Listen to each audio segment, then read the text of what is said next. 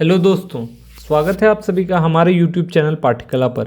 दोस्तों, UGC net जे political science से संबंधित हम लोग पिछले कुछ वीडियोस में एमसीक्यूज सीरीज़ को देखे, जहां पे अलग अलग टॉपिक्स हैं जो आपके सिलेबस से संबंधित, वहां से हम लोग क्वेश्चंस को देख रहे हैं। ठीक है, और उसी सीरीज़ को आगे बढ़ाते हुए आज के इस सेशन में हम लोग इंडियन पॉलिटिकल थॉट से 30 क्वेश्चंस देखने वाले हैं। ठीक है, और ये काफ़ी ज़्यादा इंपॉर्टेंट क्वेश्चंस हैं जो कि आपके आने वाले एग्जाम्स में पूछे जा सकते हैं, एक्सपेक्टेड हो सकते हैं। ठीक है, तो आइए स्टार्ट करते हैं हम लोगों का आज का डिस्कशन। देखिए, फर्स्ट क्वेश्चन है यहाँ पे पर्सन दिया हुआ है और कहाँ पे उनका जन्म हुआ है वो मैच करने को दिया गया है। ठीक है, तो देखिए, पंडिता रामाबाई हैं, काजी नसरुल इस्लाम हैं, भाई कान सिंह हैं, ईवी रामास्वामी नाइकर हैं। तो बताइए किस तरीके से मैच होगा। तो देखिए, पंडिता रामाबाई महाराष्ट्र से वहाँ उनका जन्म हुआ है। काजी नजरुल इस्लाम वेस्ट बंगाल, भाई कान सिंह पंजाब और ईवी रामास्वामी नाइकर तमिलनाडु। ठीक है, तो इस तरीके से मैच कर लीजिए। ईवी रामास्वामी नाइकर के बारे में आप लोग जानते होंगे। ठीक है, ये तमिलनाडु से बिलोंग करते हैं और ये ब्राह्मणिज्म के अगेंस्ट बात करते हैं। ठीक है, ब्राह्मणवाद के खिलाफ, और जो लोअर कास्ट है उनको टेम्पल में एंट्री के लिए इन्होंने बहुत ज़्यादा मूवमेंट किया। ठीक है, वर्ण सिस्टम के ये खिलाफ थे। ठीक है, तो इनके बारे में हम लोग फिर बाद में देखेंगे। अगला क्वेश्चन देखते हैं। दूसरा क्वेश्चन देखिए, social reformer and educator sir Syed Ahmad Khan founded MAO college, Mohammedan Anglo Oriental college. ठीक है, sir Syed Ahmad Khan was the first person to envision a separate Muslim homeland. तो बताना है कौन सा सही है यहाँ पे। तो बताइए कौन सा सही है। ऑप्शन सी दोनों। ठीक है, तो सर सैयद अहमद खान से संबंधित ये दोनों जो हैं स्टेटमेंट वो सही हैं। ठीक है, तो इसको याद रखिएगा। और जो मोहम्मदन एंग्लो ओरिएंटल कॉलेज है, ठीक है, ये 1875 में उन्होंने बनाया। ओके, और दूसरी बात इनसे संबंधित जो पता होना चाहिए कि ये जो थी ये साउथ एशिया की, ठीक है, फर्स्ट मुस्लिम यूनिवर्सिटी थी। ठीक है, फर्स्ट मुस्लिम कॉलेज या यूनिवर्सिटी थी ये। ठीक है, तो इसको याद रखिएगा। और वो पहले थे जिन्होंने सेपरेट मुस्लिम होमलैंड के लिए बात किया। ठीक है, अगला क्वेश्चन की तरफ हम लोग देखते हैं। थर्ड क्वेश्चन देखिए, which of the following was suggested by Ambedkar to maintain community bond. तो सामुदायिक जो भावना है, जो भाईचारा है, उसको बनाए रखने के लिए अम्बेडकर ने क्या सजेस्ट किया। He suggested intercaste marriages, he suggested intercaste dining, he argued that scriptures protecting varna ashram dharma should be discarded as they are not just and legitimate the hierarchical organization of the society, legitimize the जो भी। ठीक है, तो बताइए कौन सा statement सही है अम्बेडकर से संबंधित। तो यहाँ पे तीनों स्टेटमेंट सही हैं। ठीक है, तो अम्बेडकर ने ये तीनों बातों को एक सजेशन के रूप में दिया ताकि समाज में भाईचारा बनी रहे। ठीक है, अगला क्वेश्चन देखिए, 1936 में B R Ambedkar formed a political party to contest 17 seats in Bombay province election. What was the name of the political party. ठीक है, तो 1936 में अम्बेडकर जी के द्वारा एक पॉलिटिकल पार्टी का गठन किया गया जिन्होंने 17 सीट्स पे चुनाव लड़ा बॉम्बे प्रोविंस इलेक्शन में। ठीक है, तो यहाँ पे पूछा जा रहा है कि क्या नाम था पॉलिटिकल पार्टी का। ऑप्शन है बैकवर्ड ब्लॉक, इंडिपेंडेंट दलित मूवमेंट, बैकवर्ड पीपल्स एसोसिएशन या इंडिपेंडेंट लेबर पार्टी। तो इसका सही जवाब है option D, independent labour party. ठीक है, 1936 में इसको बनाया गया था। ठीक है, और 37 में ये इलेक्शन हुआ था। ठीक है, बॉम्बे प्रोविंस इलेक्शन का 37 में, और 17 सीट्स पे चुनाव लड़ा गया था उनके द्वारा। तो इस नंबर को याद रखिएगा, पूछा जाता है, जिसमें से 15 सीट्स वो जीत गए थे। ठीक है, अगला क्वेश्चन देखते हैं। देखिए, अंबेडकर ने कौन कौन सा बुक पब्लिश किया और कब, इसको मैच करना है। पहला है annihilation of caste, problem of the rupee, what Congress and Gandhi have done to the untouchables. ठीक है, अनटचेबल्स यहाँ पे होगा।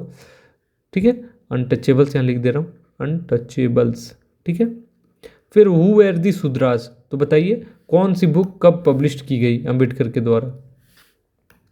तो इसका सही जवाब होगा, देखिए इस तरीके से मैच कर लीजिए, एनिहिलेशन ऑफ कास्ट, यह लिखा गया था 1936 में, ठीक है। फिर द प्रॉब्लम ऑफ द रूपी 1923 में, ये उनकी पीएचडी की थीसिस भी थी। फिर what Congress and Gandhi have done to the untouchables, ठीक है, यह कब होगा 1945 में, तो ये इसी से मैच हो जाएगा।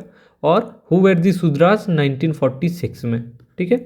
तो अंबेडकर ने जितने भी ऑर्गेनाइजेशन बनाए, ठीक है, जितनी भी पत्रिकाएं या फिर न्यूज़पेपर उन्होंने पब्लिश किए, कब किया, उनके द्वारा कौन सा मूवमेंट हुआ, तो हिस्ट्री से संबंधित ये सब बातें आपको पता होना चाहिए।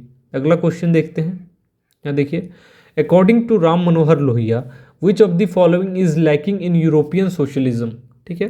तो यूरोपियन सोशलिज्म में राम मनोहर लोहिया ने क्या कहा कि वहाँ के जो सोशलिज्म है उनमें क्या की कमी है, ठीक है, ये पूछा जा रहा है। इथोस, इंथुजियाज्म, लाइवलीनेस, तो इसका सही जवाब क्या हो जाएगा?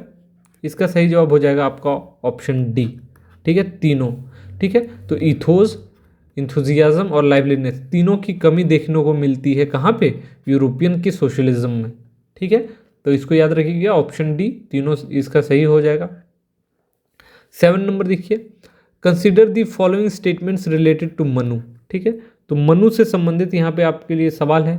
The basic principle of religion is the welfare of others and welfare of the larger groups should be given priority over the welfare of the smaller groups, ठीक है, ये पहला स्टेटमेंट है। दूसरा, interest of society is more important than the interest of an individual, ठीक है। तो बताइए मनु से संबंधित कौन सा स्टेटमेंट यहाँ पे सही होगा? तो यहाँ पे मनु से संबंधित स्टेटमेंट है, तो इसको बताइए कि कौन सा सही होगा। इसका सही जवाब है ऑप्शन नंबर सी, दोनों स्टेटमेंट यहाँ पे सही है मनु से संबंधित, ठीक है। तो मनु का ये दोनों बातें आप लोग याद रखिएगा।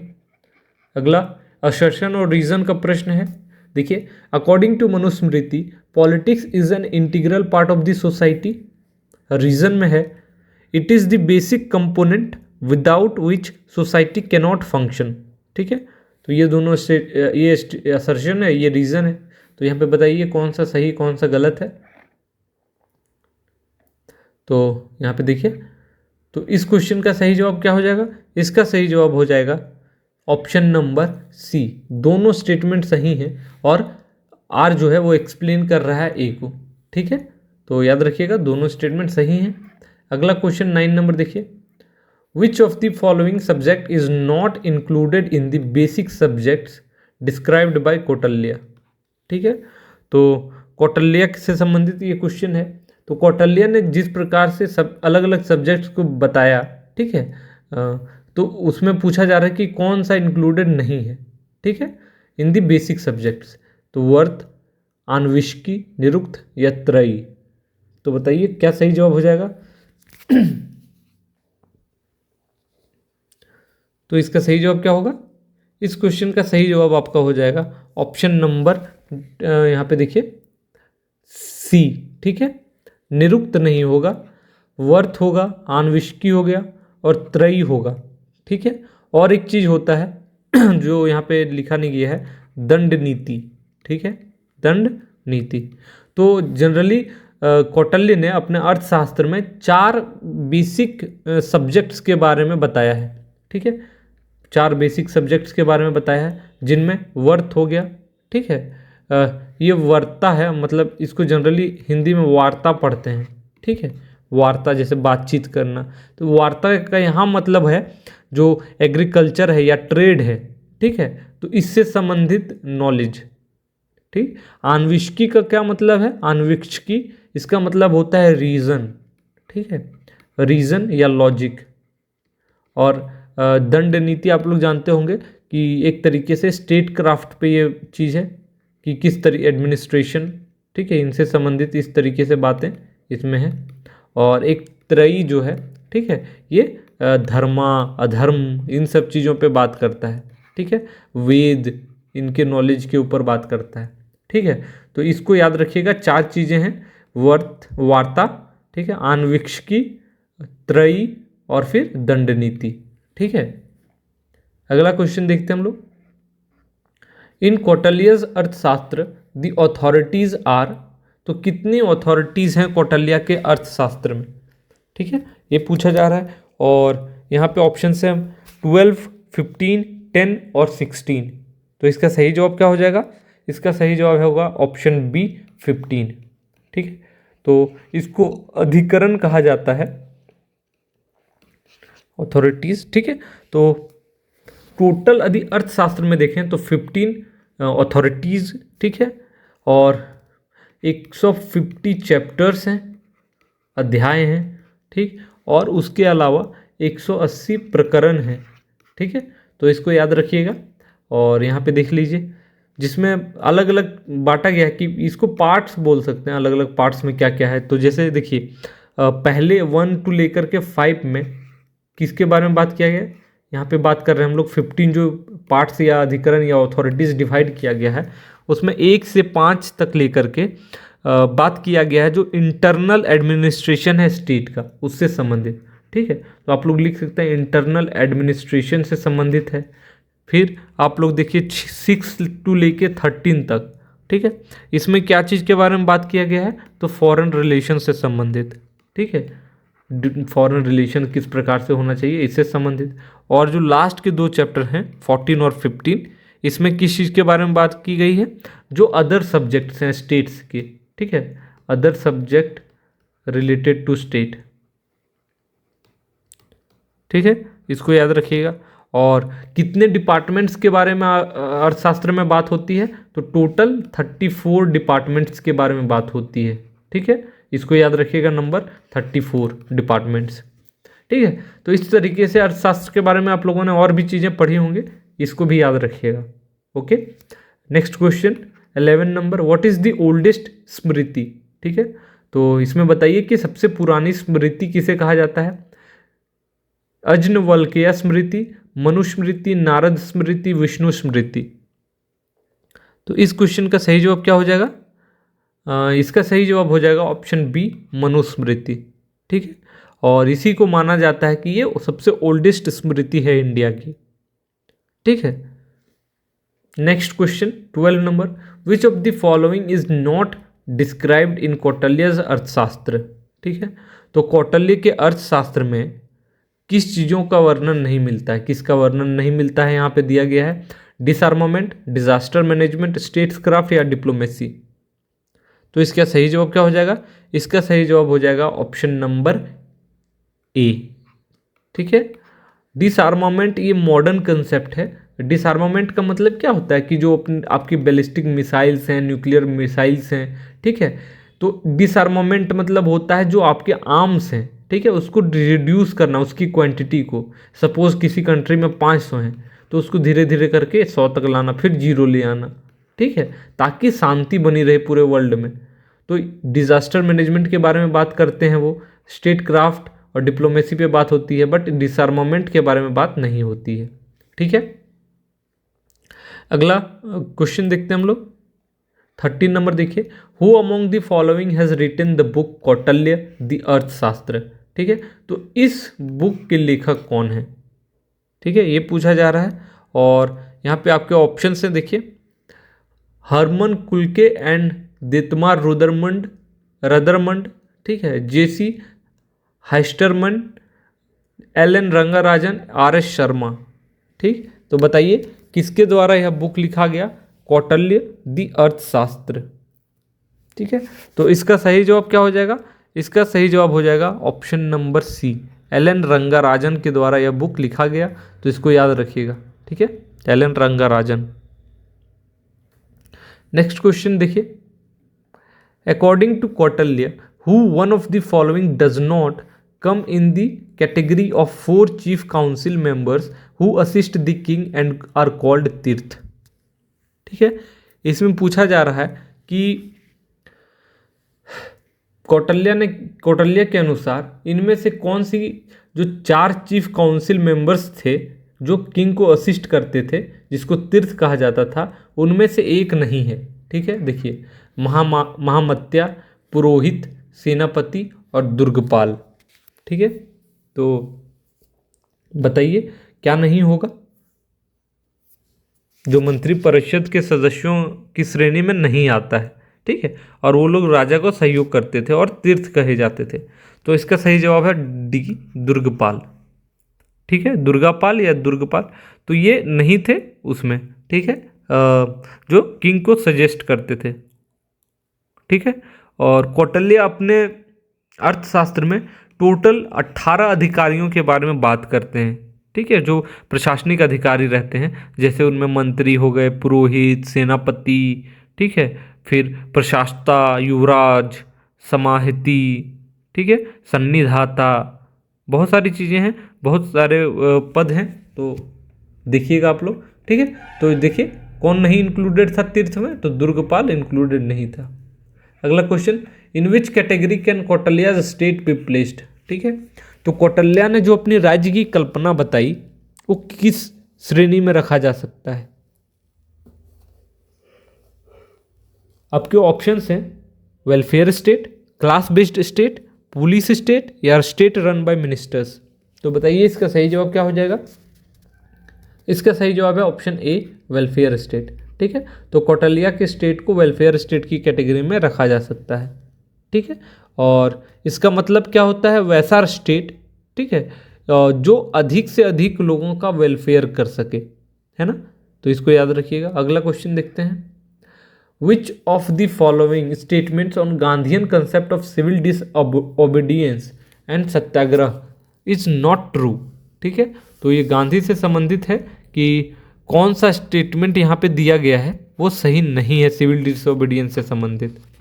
ठीक है, और यहाँ पे देखिए पहला है Satyagraha his unique system of violent resistance to arbitrary methods and actions of governments is indeed his greatest gift to mankind. ठीक है, दूसरा है the concept of passive resistance is inadequate to understand the full implication of the concept of Satyagraha. ठीक, फिर तीसरा है the adjective civil in the phrase civil disobedience refers to peaceful, polite and civilised resistance. Last है Gandhi called his concept of civil disobedience as Satyagraha और principle of true resistance. ठीक है, तो इसमें बताना है कि कौन सा इसमें सही नहीं है। ठीक है, जो कि सिविल डिसओबीडियंस से सारे स्टेटमेंट यहाँ पे हैं, तो बताइए कौन सा सही नहीं है। तो इस क्वेश्चन का सही जवाब क्या हो जाएगा, देखिए इस क्वेश्चन का सही जवाब देखिए जो लास्ट ऑप्शन है D, Gandhi called his concept of civil disobedience as Satyagraha. ठीक है, ये सही है, जो उन्होंने कहा कि सिविल डिसओबीडियंस क्या है, सत्याग्रह है। ठीक है, तो वो तो सही है। फिर देखिए adjective civil in the phrase civil disobedience refers to peaceful, polite and civilised resistance. और तो इस क्वेश्चन का यहाँ पे जो सही जवाब हो जाएगा ना, वो हो जाएगा आपका ऑप्शन नंबर ए। ठीक है, ये गलत है और बाकी जितनी भी हैं स्टेटमेंट ये सही हैं, तो इसको याद रखिएगा ऑप्शन ए। अगला question 17, who among the following Indian political thinkers said that the essence of socialism lies in control of the condition of the means of production। B R Ambedkar, Sardar Patel, उसके बाद है महात्मा गांधी, जवाहरलाल नेहरू। ठीक, तो इसका मतलब ये है कि किनके द्वारा यह कहा गया कि समाजवाद का जो सार है, सोशलिज्म का जो कंक्लूजन एसेंस है, वो उत्पादन के साधनों की स्थिति के नियंत्रण से है। ठीक है, यानी means of condition of means of production. तो किनके द्वारा ये कहा गया, इसका सही जवाब है यहाँ पे देखिए ऑप्शन डी, जवाहरलाल नेहरू के द्वारा। ठीक है, तो नेहरू का ये विचार था, इसको याद रखिएगा। अगला question, who among the following called Lala Lajpat Rai a bourgeois politician with sympathize for socialism.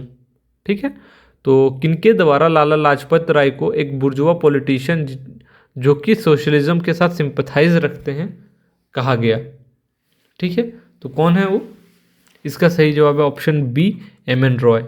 तो इनके द्वारा ये कहा गया, इसको याद रखिएगा। अगला question, nationalism can not be our final spiritual destination, my refugee is humanity, whose statement is this. ठीक है, महात्मा गांधी, रविन्द्रनाथ टैगोर, विवेकानंद या फिर औरबिंदो घोष। तो बताइए इसका सही जवाब क्या हो जाएगा। तो इसका सही जवाब है ऑप्शन नंबर, यहाँ पे देखिए पहले option number B, Rabindranath Tagore. ठीक है, तो रविन्द्रनाथ टैगोर का ही ये कहना था कि राष्ट्रवाद जो है वो हमारा अंतिम आध्यात्मिक मंजिल नहीं हो सकता और मेरी शरण स्थली तो मानवता है। ठीक, तो इसको याद रखिएगा। अगला question 20, identify the correct group. B R Ambedkar independent labour party, Acharya Narendra Dev Samajwadi party, Shyama Prasad Mukherjee Kashmir front, A K Gopalan independent party. तो मिलाना है इसको, कौन सही है। तो यहाँ देखिए इंडिपेंडेंट लेबर पार्टी के बारे में हम लोगों ने देखा था 1936 में बना था। ठीक है, और आचार्य नरेंद्र देव किससे संबंधित हैं, तो ये संबंधित हैं कांग्रेस सोशलिस्ट पार्टी से। ठीक है, कांग्रेस सोशलिस्ट पार्टी। ठीक, और श्यामा प्रसाद मुखर्जी ने भारतीय जनसंघ की स्थापना की थी, आपको पता होगा। तो भारतीय जनसंघ जो बाद में बीजेपी का रूप लिया। ठीक है, जनसंघ, और यही बाद में बीजेपी बनती है। ठीक है, तो याद रखिएगा। अगला क्वेश्चन देखते हैं हम लोग। North Indian people and Brahmins are Aryans different from Dravidians. The proponent of this view is Ambedkar, E M S Namboodiripad, E V Ramaswamy Naicker, Cho Ramaswamy. तो इसका सही जवाब क्या हो जाएगा, option number C, E V Ramaswamy Naicker के द्वारा यह स्टेटमेंट कहा गया। ठीक है, next question, who among the following thinkers gave his view about Dayanand Saraswati that this is the बारडेक्स्टर of the son of haven, the son of the day, this is the mark that Dayanand has left behind him. तो यह किनके द्वारा कहा गया कि यह स्वर्ग के पुत्र का बारडेक्स्टर है, दिवस पुत्र है। ठीक है, तो किनके द्वारा यह कहा गया, बाल गंगाधर तिलक, औरबिंदो, महादेव गोविंद रानड़े या रमेश चंद्र दत्त। तो इसका सही जवाब होगा औरबिंदो घोष। ठीक है दोस्तों, आप लोगों ने इंडियन पॉलिटिकल थॉट से संबंधित अभी तक वीडियोस नहीं देखा है तो हमारे प्लेलिस्ट पे उपलब्ध है। वहाँ पे आप लोग सारे बुक्स, कंसेप्ट्स, थ्योरीज, हर एक पॉलिटिकल थिंकर से संबंधित देख सकते हैं। तो I will suggest you to go and watch this videos. ठीक है, अभी यहाँ पे देखिए औरबिंदो से संबंधित कुछ बुक्स के नाम आप लोग लिख लीजिए। जैसे उन्होंने लिखा सावित्री अ लीजेंड। ठीक है, एक फेमस बुक है उनकी। ठीक, उसके बाद उन्होंने लिखा जैसे डिवाइन लाइफ। ठीक है, वही उन्हीं की बुक है। फिर उनके द्वारा लिखा गया एक है योग के बारे में है, राजयोग, इस तरीके से। ठीक है, तो याद रखिएगा। अगला क्वेश्चन देखते हैं 23, who among the following thinkers praised Raja Ram Mohan Roy's book and compared his style to that of James Mill. ठीक है, तो किन्होंने राजा राम मोहन रॉय की किताब की एक तरीके से प्रशंसा की और उनके लिखने की शैली को जेम्स मिल से कंपेयर किया, David Hume, जर्मी Bentham, H S मिल और हर्डर। इसका सही जवाब क्या हो जाएगा, ऑप्शन बी, जर्मी बेंथम। ठीक है, तो इन्हीं ने उनकी बुक पढ़ी और फिर उसकी तारीफ में ये कहा गया। अगला question, Raja Ram Mohan Roy along with whom among the following presented a petition before the privy council for freedom of the press. ठीक है, तो राजा राम मोहन रॉय ने किनके साथ मिल करके प्रीवी काउंसिल के समक्ष फ्रीडम ऑफ प्रेस की बात करते हुए एक याचिका दायर की, प्रस्तुत की। द्वारकानाथ ठाकुर, उसके बाद है यहाँ देखिए हरचंद्र घोष, गौरी शंकर बनर्जी और यहाँ पे है प्रसन्न कुमार टैगोर। तो क्या सही जवाब हो जाएगा, तो इसका सही जवाब हो जाएगा ऑप्शन डी, सारे लोग उनके साथ गए थे जिन्होंने फ्रीडम ऑफ प्रेस के बारे में बात की थी। प्रसन्न कुमार टैगोर, गौरीशंकर बनर्जी, हरचंद्र घोष, द्वारकानाथ ठाकुर। ठीक है, अगला क्वेश्चन देखते हैं, EV Ramaswamy Naicker has been associated with which of the following political organisation या पार्टीज। ठीक है, ईवी रामास्वामी नाइकर जिनका नाम है पेरियार, ये किन से संबंधित है, किस पॉलिटिकल पार्टी से, जस्टिस पार्टी, द्रविड़ खजगम, देशीय मुरपोक्कू द्रविड़ खजगम, पट्टाली मक्कल कच्छी। ठीक है, ये नाम थोड़ा डिफिकल्ट है तो इफ़ प्रोनाउंसिएशन गलत हो रहा हो तो माफ़ कीजिएगा। तो बताइए इसका सही जवाब क्या हो जाएगा, तो किस पार्टी से वो रिलेटेड थे? यहाँ पे ऑप्शन है, देख लीजिए। तो इस क्वेश्चन का सही जवाब क्या होगा बताइए? तो इसका सही जवाब हो जाएगा यहाँ पे देखिए डी, ओनली 1 और 2। ठीक है, तो जस्टिस पार्टी और द्रविड़ खजगम, इनसे वो रिलेटेड थे, बाकी से वो रिलेटेड नहीं थे, तो इसको याद रखिएगा। ठीक है, अगला क्वेश्चन की बात करते हैं। उससे पहले एक फैक्ट याद रखिएगा कि 1924 में एक केरल में एक वाइकोम सत्याग्रह हुआ था, वाइकोम सत्याग्रह। ठीक है, वाइकोम मूवमेंट कह सकते हैं या सत्याग्रह। ठीक है, तो ये इन्हीं से रिलेटेड था, इन्होंने ही लीड किया था। ठीक है, ये क्वेश्चन देखिए, in which year did Syed Ahmad Khan established union India patriotic association? ठीक है, तो किस साल सर सैयद अहमद खान के द्वारा इसकी स्थापना की गई, यूनाइटेड इंडियन पेट्रियोटिक एसोसिएशन का? ठीक है, कब किया गया ये बताना है डेट। तो बताइए, इसका सही जवाब हो जाएगा ऑप्शन नंबर बी, 1888। ठीक है, याद रखिएगा। 27 which of the following bodies has not been mentioned by Dayanand Saraswati in his concept of the state? ठीक है, तो दयानंद सरस्वती ने राज्य की जो अपनी परिकल्पना की उसके अंतर्गत किसके बारे में बात नहीं करते हैं वो? तो यहाँ पे है धर्मार्य सभा, विधार्य सभा, राजार्य सभा और न्यायार्य सभा। ठीक है, जुडिशियल असेंबली, राज्यसभा, ये राजार्य सभा होगा, राजार्य सभा। ठीक है, और इसका न्यायार्य सभा, स्टूडेंट असेंबली या विद्यार्य सभा। तो बताइए कौन सा होगा? इसका सही जवाब है डी, न्यायालय सभा। हिंदी में इस तरीके से लिखते हैं, सभा। ठीक है, तो इसके बारे में वो बात नहीं करते हैं। ठीक है, अगला question 28, in the thinking of Aurobindo the idea of superman has been adopted from which of the following thinkers? ठीक है, तो अरबिंदो के जो आइडियाज थे उसमें आइडिया जो था अति मानव जिसको कहते हैं, अति मानव का जो विचार है। ठीक है, और आइडिया ऑफ सुपरमैन वो किनसे उन्होंने अडॉप्ट किया है? फ्रेडरिक निश्चे या नित्से, प्लेटो, एरिस्टोटल या कार्ल लैम्प्रेच? तो बताइए इसका सही जवाब क्या हो जाएगा? इसका सही जवाब ऑप्शन ए, नित्से। ठीक है, उन्हीं के विचार से उन्होंने आइडिया ऑफ सुपरमैन का कंसेप्ट दिया, याद रखिएगा, ये ऑरबिंदो के द्वारा दिया गया। अगला question, doctor B R Ambedkar ठीक है, यहाँ पे पूछ रहा है how many seats did the independent labour party of India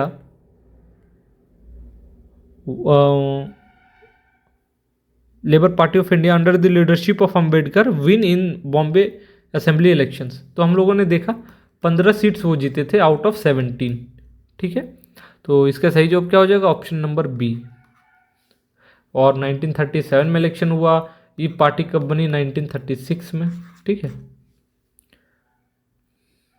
last question है आज का, who among the following has criticised Marxist theory of surplus value? ठीक है, तो जो मार्क्सिस्ट की थ्योरिस्ट है सरप्लस वैल्यू की, तो उनको इस थ्योरी को क्रिटिसाइज करने वाले कौन है? सावरकर, एम एन रॉय, ऑरबिंदो या अम्बेडकर? तो इसका सही जवाब हो जाएगा option number B, M N Roy. ठीक है, तो उन्होंने ही इसकी आलोचना की, तो इसको याद रखिएगा। और एम एन रॉय ने बहुत सारे बुक्स लिखे, जिसमें आप लोग देख सकते हैं revolution and counter revolution in China, counter revolution in China कब लिखा गया? 1946 में। ठीक है, दूसरा उनके द्वारा लिखा गया the future of Indian politics.